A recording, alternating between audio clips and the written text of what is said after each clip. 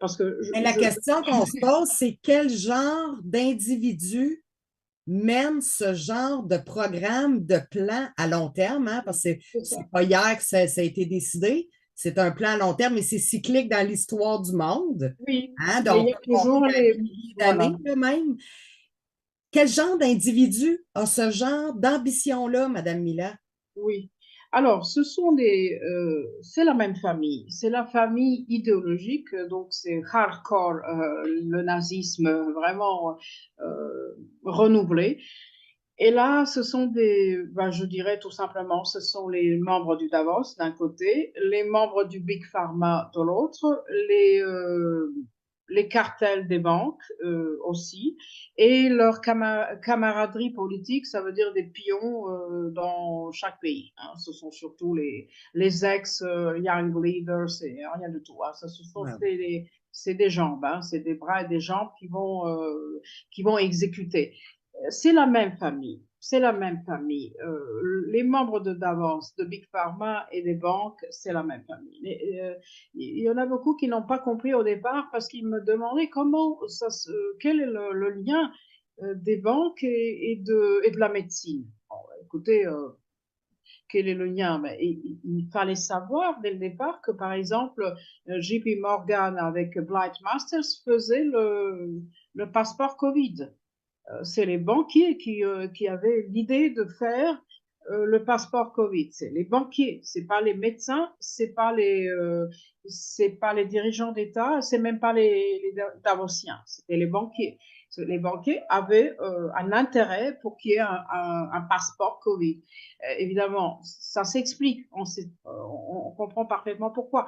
Donc c'était une seule famille idéologique qui était ce qu'on appelle aujourd'hui le globalisme dans son mauvais côté, parce il y a des bons côtés aussi du globalisme, par exemple, voilà, notre communication, mais qui est possible, voilà, avec toutes ces méthodes, avec les techniques, etc. Mais quand on parle du mauvais côté du globalisme, c'est-à-dire du mondialisme perverti, et ce qu'on dit aujourd'hui le Great Reset, tout le monde parle de la grande réinitialisation, mais on parle pas, et on parle surtout du côté économique, qui était clair dès le départ de tuer et d'éliminer les petits et les moyens. Ça, c'était clair, hein. C'est que les multinationales qui doivent rester. Ça, c'était très clair.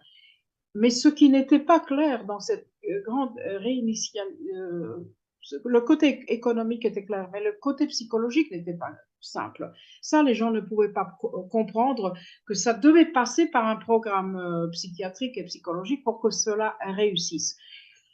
Et donc, quels sont les membres? Ben, ce sont les membres surtout de Davos. Je dirais que le Davos, c'est vraiment le centre du mal, c'est le Davos. Mais ensuite, avec tous les autres. Et ils sont ensemble, ils sont tous ensemble dans ce programme euh, comment dire, le monde ne devrait plus être le même selon eux. Déjà, l'économie, elle est détruite, c'était le but. Est-ce que l'homme psychologique est détruit? Ça, c'est une grande question. Mais en tout cas, le but psychologique, je ne parle pas maintenant de l'économie parce que ça, c'est très banal. Détruire les petits et les moyens, c'est très clair. Mais quel était le but psychologique de la grande réinitialisation? C'était de créer un homme nouveau, un homme nouveau, pour changer le monde complètement. Il ne s'agit pas de faire quelques ménages en économie. Il faut créer l'homme nouveau, Un changer reset. changer la société sans créer l'homme nouveau, c'est pas possible. C'est pour cette raison-là que tous les tyrans et que toutes les tyrannies ou toutes les dictatures avaient la conception de l'homme nouveau. Enfin déjà l'Inquisition avait un homme nouveau, mais ça on est loin dans le passé. Les nazis avaient son homme nouveau, c'était le surhomme des nazis, c'est l'homme du philosophe Nietzsche perverti, mal compris et perverti. Les staliniens avaient l'homme nouveau et les mondialistes et les davosiens, peut-être il ne faut pas dire les mondialistes, il faut dire carrément les Davosiens. Les Davosiens d'aujourd'hui ont leur conception de l'homme nouveau pour changer complètement le monde. Pourquoi ils le veulent? Ben, ils veulent parce qu'on est trop nombreux sur Terre. C'est si simple que ça. Ils ont tout volé dans les banques. Ils veulent vivre comme ils ont vécu avant. Ben, on est trop nombreux, on est jeunes. Donc, il faut réduire la population. La réduction de la population, ça, c'est le but banal. Mais pour que tout cela réussisse, ils veulent créer quelque chose de nouveau. Et cette idéologie de la création d'un homme nouveau, euh, euh, cette idéologie du Davos, c'est l'idéologie du Davos en fait, c'est l'idéologie de Klaus Schwab, qui est un charlatan cultivé, mais un homme très intelligent quand même, dans sa quatrième révolution industrielle. Créer un homme nouveau, c'est un homme qui n'est plus, qui ne peut plus vivre dans cette l'économie telle qu'elle existait au XXe siècle. Elle est finie. Elle est finie. On entre dans le monde du numérique, évidemment. Je n'ai rien contre les chiffres. J'adore les chiffres parce que je suis pythagoricienne, mais ce n'est pas l'ontologie des nombres, c'est le quantitatif. C'est le règne du quantitatif, pardon, qui va anéantir tout ce qui est qualitatif. C'est ça le but. Et ça veut dire quoi? Ça veut dire anéantir toute valeur. Toute valeur. C'est là où nous avons l'utilitaire qui va combattre la déontologie, qui va combattre notre morale des siècles et des siècles, qui est toujours déontologique depuis Aristote. Pouvez-vous expliquer, parce que ça, c'est important dans votre discours, puis je trouve que ça explique beaucoup de choses, que ces hommes-là sont utilitaristes versus une société éthique. Ils veulent que les êtres humains sur la planète soient utiles. Donc, ceux qui sont inutiles, on les élimine, mais ils veulent réduire toute valeur morale. Là. Oui. Alors, l'utilitarisme, c'est un courant en éthique. C'est une école en éthique qui est assez compliquée avec Jérémy Bentham, mais ce n'est pas notre sujet. Dans l'histoire, dans toute l'histoire, nous avons deux grands courants. D'un côté, il y a un courant, tout dépend, c'est le rapport à l'être humain. Tout dépend de notre conception de la nature humaine. Est-ce que l'homme est bon par nature ou il est mauvais? C'est ça le tout départ. Déjà, dans le zoroastrisme, vous avez ces conceptions-là. Chez Empédocle, dans l'Antiquité grecque, vous avez les forces de destruction et les forces de création. L'instinct de mort et l'instinct de vie, c'est rien de nouveau. Jusqu'à Freud, il y avait beaucoup de lots qui, voilà. Alors la conception de la nature humaine, c'est ça le vrai début. Est-ce que l'homme est naturellement bon ou non? Et évidemment, nous savons dans notre science aujourd'hui qu'on n'est ni bon ni mauvais, mais on a deux côtés en nous. On a l'instinct de mort et l'instinct de vie qui se battent en nous au quotidien. Et ça, c'est un autre aspect de ce problème. Alors, dans l'histoire, vous avez deux grands courants. D'un côté, vous avez un courant qui parle d'Aristote à travers saint Thomas d'Aquin, par exemple. Je saute beaucoup d'auteurs parce qu'on n'a pas le temps. Jusqu'à Rousseau, c'est l'émotivisme, ou jusqu'à Kant, c'est le rationalisme, et finalement jusqu'à l'humanisme contemporain des psychologues et des sociologues, etc. Et aussi le côté chrétien. C'est tout un, qu'on soit de gauche, de droite, ça n'a rien à voir, c'est la lignée déontologique. Du mot ancien grec déon, ça veut dire le devoir. Alors, la lignée déontologique a une conception de l'homme avec beaucoup d'optimisme. L'homme est altruiste, même s'il n'est pas altruiste, on se comporte comme s'il était altruiste. Et là, c'est la croyance, c'est l'optimisme dans la nature humaine, cette lignée-là. C'est la lignée déontologique, c'est la lignée morale, c'est l'éthique. Je vais dire en quoi concerne la différence entre l'utilitarisme et la déontologie. De l'autre côté, nous avons par exemple, ça dans l'Antiquité, ça existe aussi, mais je saute tout ça et partons de Thomas Hobbes, par exemple, et de sa conception selon l'ancien adage, l'ancien proverbe romain, que nous sommes tous des loups les uns pour les autres. Donc, c'est une conception très pessimiste de la nature humaine. C'est-à-dire, l'homme est égoïste par nature. Il est là parce que, bon, tous les autres sont des ennemis. Il faut éliminer l'autre. Il faut se battre toute la vie contre les autres. Il faut être égoïste pour survivre. C'est ça qui va faire naître le darwinisme social. Donc, la conception de Thomas Hobbes de la nature humaine, elle est très pessimiste. Ensuite, nous avons des grands philosophes comme John Locke ou les empiristes anglo-saxons comme David Hume. Et eux aussi, ils pensaient que l'homme est égoïste ou qu'il devrait l'être. Par exemple, John Locke pensait que l'égoïsme rationnel est obligatoire et nécessaire pour que la société fonctionne. Locke pensait que l'égoïsme rationnel est quelque chose de tout à fait normal et bien pour la C'est société. les deux courants dominants, là, pour résumer, c'est les deux grands courants dominants depuis que le monde est monde. Voilà, alors juste pour finir, donc cette autre lignée va jusqu'à Jeremy Bentham et sa conception de l'utilitarisme en éthique. Ça, c'est une conception très compliquée, hein, elle a de bons côtés aussi. On ne va pas discuter de ça. Mais donc, quelle est ces deux lignées qui ne se croisent jamais. Non. Quelle est la différence, pour faire simple, quelle est la différence entre la conception déontologique et celle qui est l'utilitariste? L'utilitarisme, c'est l'éthique anglo-saxonne, en fait. En fait, c'est la Weltanschauung d'aujourd'hui. Hein. C'est le quantitatif, c'est l'achat permanent, c'est le monde, tout s'achète et tout se vend, y compris l'utérus de la femme, l'enfant, la morale, tout. On s'achète territoire, on achète tout. Hein. On achète des bébés. Bon. Mais là, qu'est-ce qui est mauvais dans l'utilitaire? Enfin, c'est une conception assez compliquée. Moi, je simplifie un peu. La différence principale entre la déontologie et l'utilitarisme consiste en ceci. Les déontologues, nous qui sommes dans la déontologie, qu'elle soit chrétienne ou athée, humaniste, peu importe, nous n'accepterons jamais de sacrifier les innocents. Ça, c'est la première chose. Et deuxième chose, c'est que pour nous, le concept du bien est au-dessus du concept de l'utile. Ce Ouais. qui est bien pourrait être utile, mais ce qui est utile n'est pas forcément bien. Par Exact. exemple, ça pourrait être utile pour les États-Unis de bombarder un pays parce ils vont détruire l'infrastructure et après ils vont faire le plan Marshall et puis c'est très utile. Seulement, il y a des milliers de morts. Hein. Mais les utilitaristes réfléchissent de cette façon-là.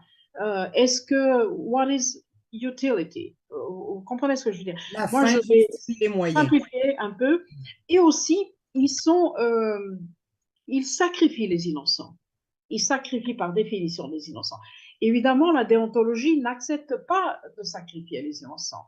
Si Jésus est mort sur la croix, il est mort sur la croix. Je parle au sens de notre histoire et de notre tradition. Je ne parle pas ici comme croyante, je parle comme scientifique de notre tradition. Jésus est mort sur la croix pour qu'il n'y ait plus personne innocent qui soit jugé. Donc, la déontologie n'accepte pas de juger les innocents. Pour les utilitaristes, bon, pourquoi pas, hein. Donc, il y a ça. Il y a à côté, on ne sacrifie pas les innocents et on ne peut pas considérer que l'utile est au même niveau que le bien. Le bien est toujours au-dessus de l'utile. Parfois, on n'est pas utile de se battre pour le bien, mais c'est notre déontologie, déontos. Et nous sommes obligés de défendre quelque chose, même si on n'a aucune contrepartie, pardon, même si on n'a aucune contrepartie et même si on n'a aucune utilité. Si c'est quelque chose qui est moralement propre, sain et nécessaire, on est obligé d'entrer dans cette lutte, dans cette bataille, dans le sens large du terme. Donc le concept du bien est toujours au-dessus de l'utile et il n'y a pas de relativisme. La déontologie n'accepte pas le relativisme, c'est-à-dire on n'accepte pas de dire que le bien et le mal, ça dépend de la situation, parfois c'est bien, l'autre fois c'est mal, on peut relativiser, il n'y a pas le blanc et le noir, on est tous dans le gris, etc. Non, non, Ouais. ça, c'est pas possible. On est tous dans le gris parce qu'on est les simples humains et on est tous dans le, bon, on peut pécher tous, hein, comment dirais-je, personne n'est à l'abri d'un péché. Mais quand on fait notre choix, quand nous faisons notre choix, nous sommes obligés de choisir soit le blanc, c'est-à-dire le bien, soit le mal. On ne peut pas choisir le gris. Donc, il n'y a pas de relativisme. Et ça, c'est une grande différence. Ça a l'air comme ça théorique, mais dans la vie quotidienne, c'est une grande différence. Si vous êtes utilitariste ou si vous avez une déontologie, une verticale morale.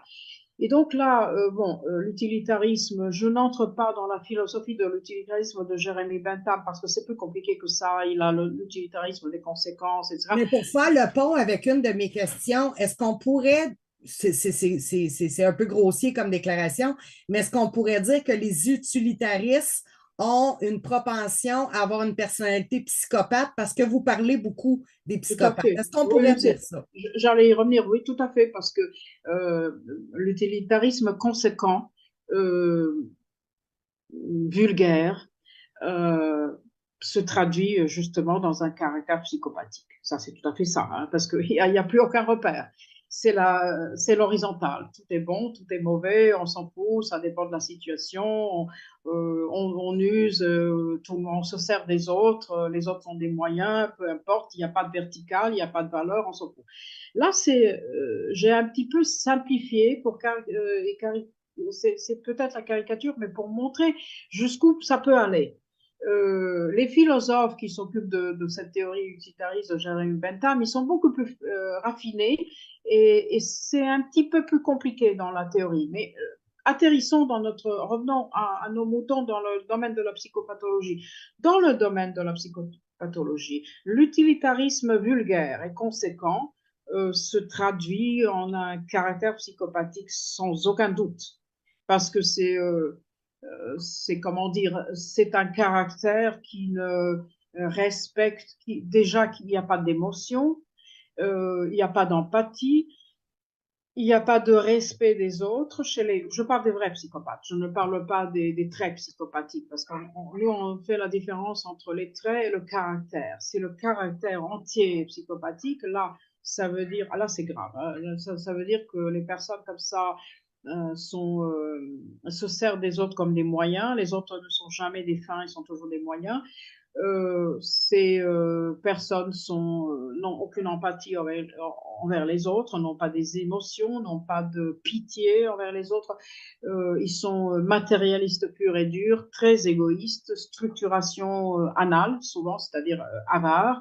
Ils sont très souvent très cruels.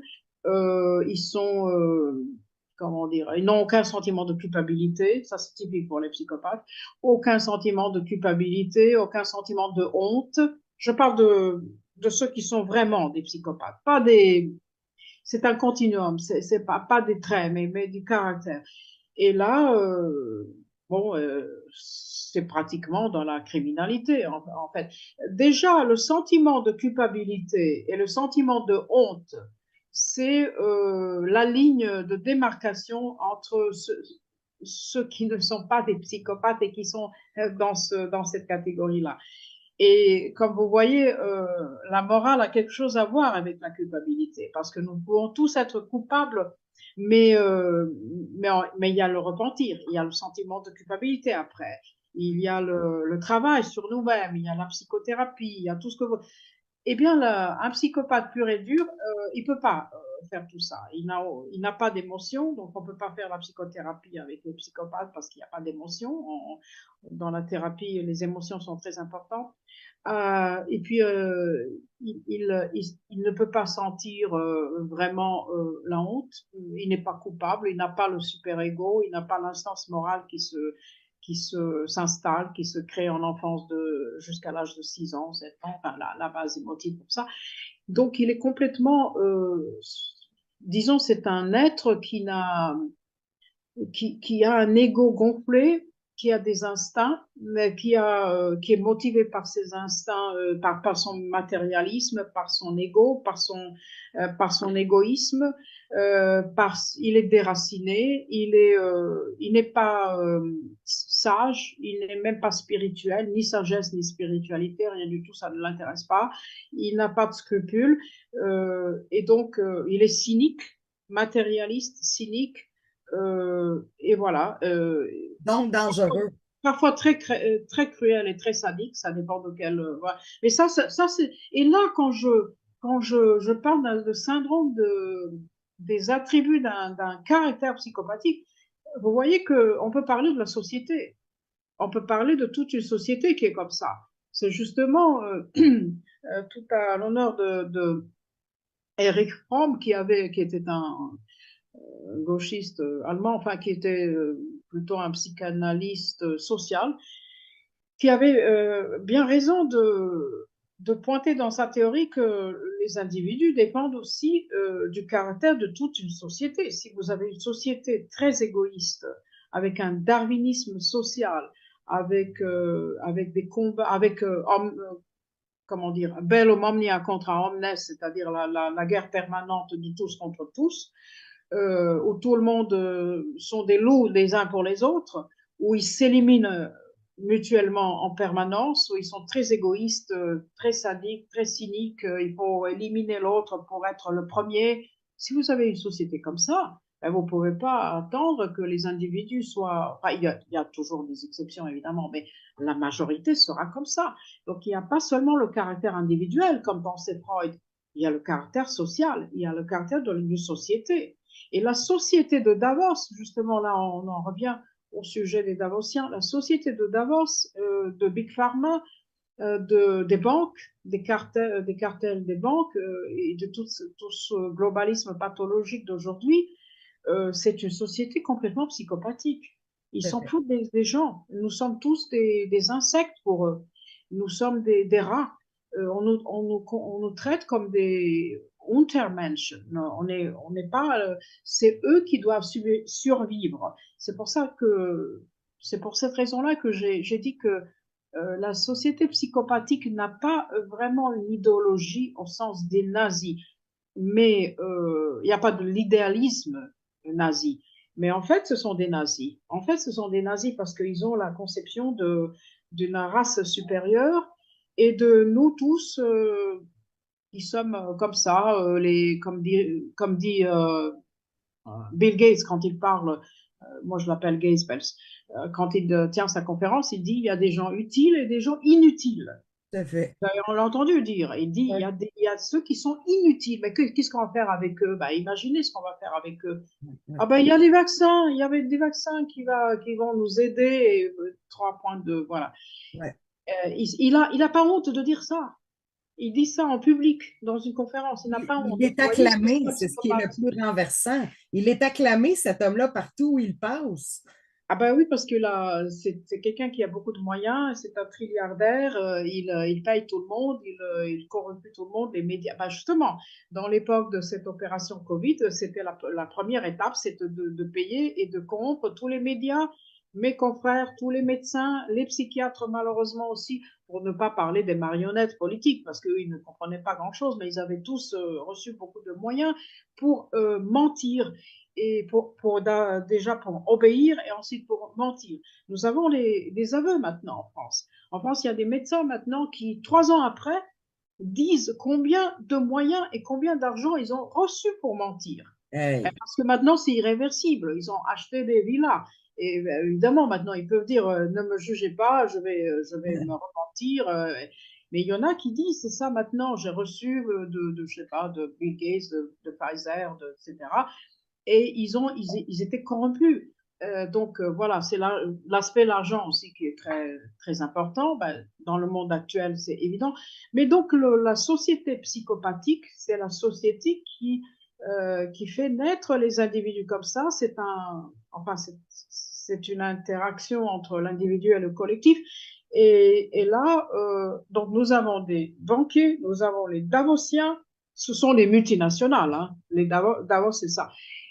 Nous avons la Big Pharma, c'est la même chose, hein, il y avec eux, et les pantins politiques dans tous les pays qui ne comprennent pas grand-chose, mais qui sont utilisés, employés, comme ce qu'aurait dit Aristote, comme des mains et des doigts qui vont exécuter ce qu'il faut. Et là, et justement, les plus malades et les plus comment dire, les plus psychotiques, les plus pervers sont au niveau de la conception, c'est-à-dire, ça c'est le centre du mal, mais les bras et les jambes qui exécutent, c'est aussi des profils particuliers. Et d'un côté, puisqu'on a commencé avec la psychiatrie noire, d'un côté, la psychiatrie noire emploie toutes ces méthodes et programmes contre l'humain, tout ce qui est interdit, comme je viens de dire, choc, confusion, répression, dépersonnalisation, isolation, humiliation, lavage du cerveau, l'eugénisme, tout ce que vous voulez, Ouais. la privation sensorielle, évidemment. Et en même temps, ils font le tri, ils font la sélection des profils pathologiques. Ça, c'est un autre domaine, c'est tout un métier. Ils Et vont les ça, recruter dans les universités, leur donnent des bourses d'études. ah, bien avant, dans les écoles secondaires déjà, surtout dans les pays pauvres, partout d'ailleurs, mais surtout dans les pays pauvres, ils offrent des avantages, des bourses, ça commence comme ça. Et ensuite, c'est aussi un programme hein, très bien étudié où il n'y a pas d'hasard. Tout est étudié, tout est programmé et on sélectionne ceux qui ont, comme on dit, les profils très particuliers. C'est-à-dire, on sélectionne des cas, des pervers, des psychopathes, des hystériques, des mégalomanes, des pédophiles. Bah, excusez-moi, mais c'est aussi ça, des pédophiles, des zoophiles, des nécrophiles, ça viendra après. Enfin, en tout cas, ça, ils ne peuvent pas savoir dès le départ qui est qui, mais déjà dans les écoles, moi je sais parce que mon métier c'était de tester les gens. Malheureusement, j'aurais dû faire ça l'intelligence, les tests cliniques, à un moment donné, c'était notre métier. Mais Et Madame Mila, est-ce qu'ils vont chercher ce genre de profil pervers, mégalomane, bon, toutes les vices contre nature? Est-ce que c'est une façon de les harponner, d'avoir des squelettes dans le placard pour mieux les commander, puisque quelqu'un qui a une morale ne va pas aller se mettre dans des situations compromettantes, alors que ces gens-là passent leur vie à se mettre dans des situations compromettantes? mais évidemment, C'est ça, hein? évidemment, vous avez donné la réponse. C'est la stratégie de l'homme de paille. Voilà. C'est la stratégie de l'homme de paille, c'est-à-dire, et les Chinois avaient ça dans leur stratagème, ils appelaient ça tuer avec un, enfin, comment ils appelaient ça, c'était un stratagème, je me souviens plus quel numéro, finalement, on s'en fout, ils appelaient ça le tuer avec le couteau emprunté. Voilà, c'était une conception dans l'art de la guerre de Sun Tzu. Ouais. Nous, on appelle ça, dans la criminologie, enfin, les collègues criminologues appellent ça l'homme de paille. Et Ouais. oui, évidemment, ce sont ceux qui ne peuvent pas refuser de réaliser, d'exécuter des besognes pas très nobles et parfois très sales.